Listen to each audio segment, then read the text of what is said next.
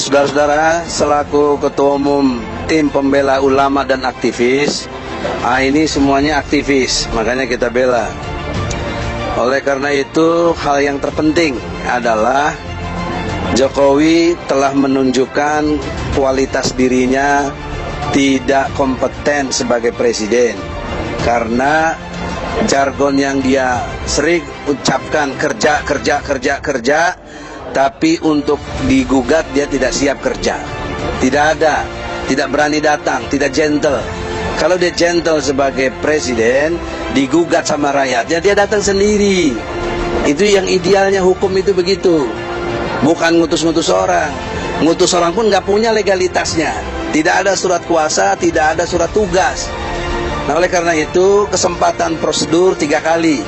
Ini udah yang kedua. Jadi yang ketiga, saya sudah ngomong tadi di sidang, jika Jokowi tidak juga tanda tangannya, basahnya itu tidak memberi surat kuasa dan surat tugas, maka hak hukum dia nggak ada.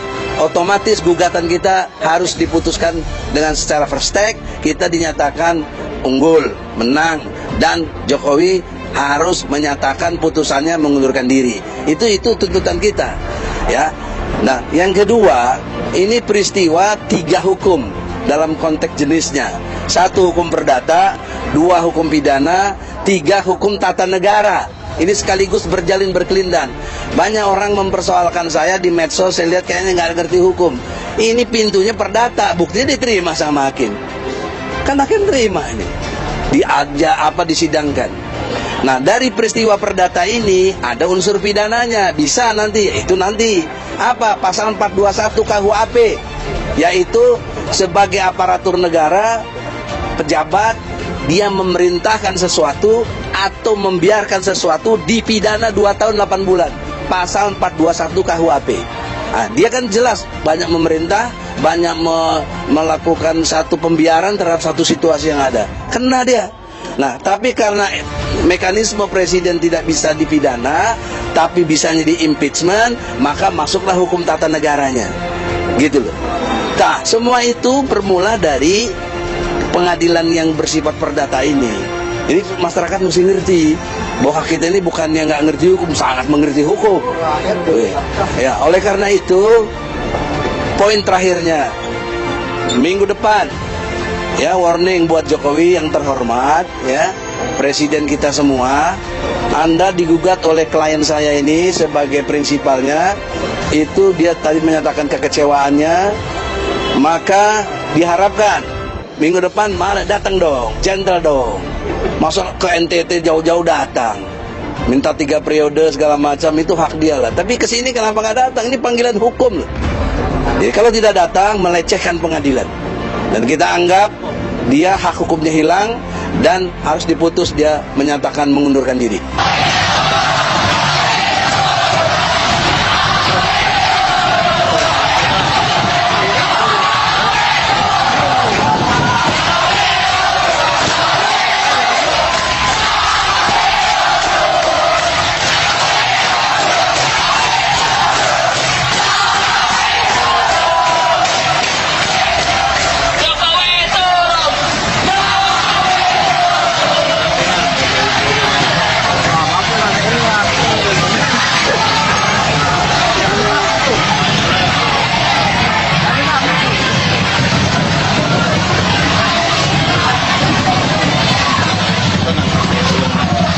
Alhamdulillah, hari ini kita sidang menghadapi Presiden Joko Widodo, dan untuk kesekian kalinya Tuan Presiden Joko Widodo tidak hadir, dan orang yang ditunjuk untuk menghadiri persidangan hingga persidangan yang kedua ini tetap tidak memiliki legal standing, tidak memiliki surat kuasa, tidak memiliki surat tugas, dan tadi ada rekan kami meminta untuk dikeluarkan, hanya saja karena kebijakan majelis tetap dipertahankan. Dan ke depan, minggu selanjutnya, 2 minggu ke depan, tanggal 7 adalah kesempatan terakhir Presiden Joko Widodo untuk dapat hadir secara langsung atau menunjuk kuasanya. Saya ingatkan kepada Pak Presiden Jokowi bahwa konstitusi kita menyatakan bahwa setiap warga negara berkedudukan sama di muka hukum. Dalam konteks hubungan ketatanegaraan, memang Pak Presiden adalah kepala negara sekaligus kepala pemerintahan. Tapi dalam konteks gugatan perdata di Pengadilan Jakarta Pusat ini, Pak Presiden adalah tergugat. memiliki kedudukan hukum yang sama dengan penggugat saudara Muhyiddin Jali dan kawan-kawan. Karena itu sebagai pemimpin, sebagai kepala negara, kepala pemerintahan Tuan Presiden Joko Widodo, Pak Insinyur Joko Widodo, saya minta dengan sangat hormat untuk menghormati pengadilan dengan hadir langsung atau menunjuk kuasanya. Egy Sujana sebut menuntut Jokowi mundur di pengadilan, terobosan hukum membela rakyat. Menuntut mundur Presiden Joko Widodo atau Jokowi di Pengadilan Negeri atau PN Jakarta Pusat merupakan terobosan dalam membela kepentingan rakyat. Demikian dikatakan Ketua Umum Tim Pembela Ulama dan Aktivis Egy Sujana. Kami menuntut pertanggungjawaban ketatanegaraan dengan meminta Presiden mundur.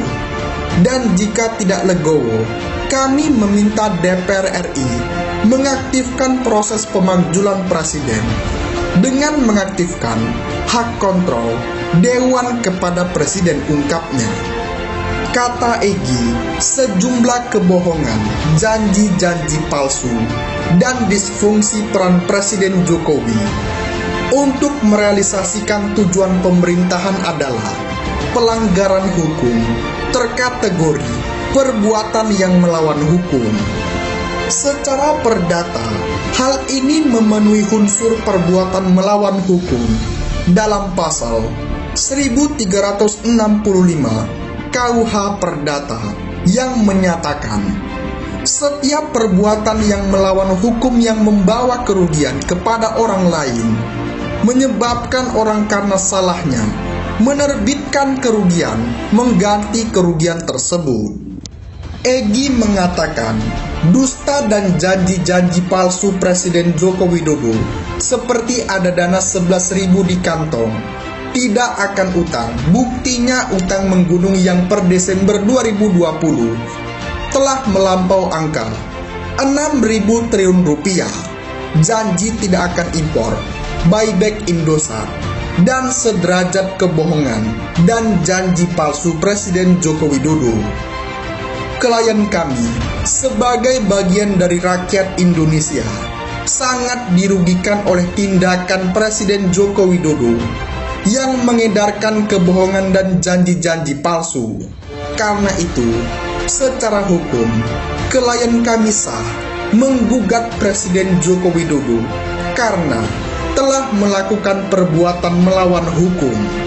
Karena ada kerugian yang dialami klien kami, dan sebenarnya kerugian ini juga dialami oleh seluruh rakyat Indonesia, maka klien kami menuntut ganti rugi atas tindakan perbuatan melawan hukum yang dilakukan Presiden Joko Widodo.